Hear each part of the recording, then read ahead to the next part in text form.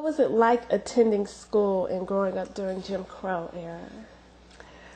Well, during Jim Crow era, that's all we knew. And even though it's all we knew, I found myself not liking it. I found myself feeling bitter and having to drive by or ride the bus by the white schools to go to the black schools. I always felt that things were better there.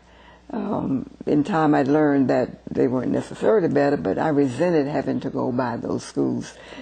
Schools near my house, as a matter of fact, but we had to do that. I did not like having to receive used school books, which is what we did. The books that you received at the beginning of the year came from the white schools, and they had been marked, I guess some torn. As long as you were able to read them at all, that's what you got. And the new books went to the white schools. I did not like that. Now, I know they also, Jim Crow laws mandated that you were to be bused to high school in Yes. Greensboro.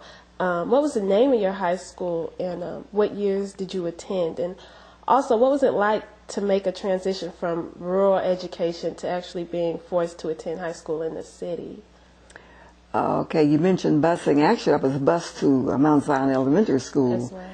Yes. At first, we walked to school. Our parents took us, so I knew busing, but the buses too were segregated. Even the driver was black, which is fine. We had a good relationship on the bus, had fun on the bus. But the bus to James B. Dudley High School in Greensboro, it's really not very far from where I grew up. I guess about 3 or 4 miles to the high school. Again, we were bused by the white schools, and I didn't resent that so much because I loved James B. Dudley High School. The transition from the rural area to the high school was a little scary at first. My idea was all those kids there from town, as we called it, and you had the idea then that if you were from the city, you were better. Not necessarily so. And when we got into classes and realized that our English was very good while theirs was not. We knew a lot of courses, the topics that they did not. And then I began to appreciate the education that I had received in elementary school. The school was small. There were two. I'm going back to the elementary school now. The school was small with 2 grades in a class, so you learned from the grade above you or below you, depending on where you were. And so we really got a good foundation. But when I got in high school, it was a glorious time. Felt a little liberated finally.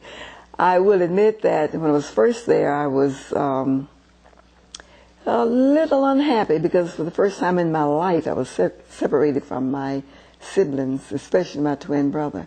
And I really was sad for a few days until I overcame that and then was able to realize we have to be more independent. But I really enjoyed high school very much. It was like a little college, really. Dudley was like some of the other high schools in the South where the teachers were extremely well trained with master's degrees from places like Columbia University, New York University, Syracuse. That's where the people in Greensboro went to get their degrees. Some received them from A&T, the black college right in Greensboro, but they could not attend the state schools there. So we had a very good faculty. At that time, they were better educated. The black teachers were better educated than the whites at that time.